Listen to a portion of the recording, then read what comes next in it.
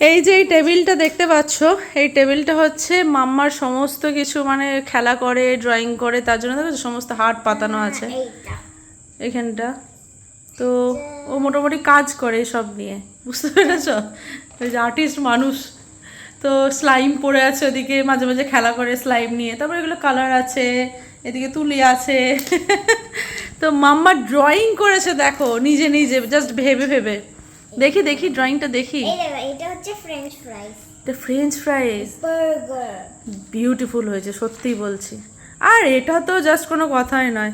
এইটা সাম্বার। সাম্বার? হ্যাঁ, সাম্বার ড্রয়িং। ট্রিটা ভাঙতে ভাঙতে যাচ্ছে। Summer drawing. হ্যাঁ, ও।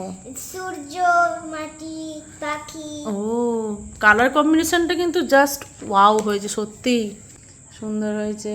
ফ্রেঞ্চ ফ্রাইসটাও ভালো হয়েছে। আর কোথায় কি গেল?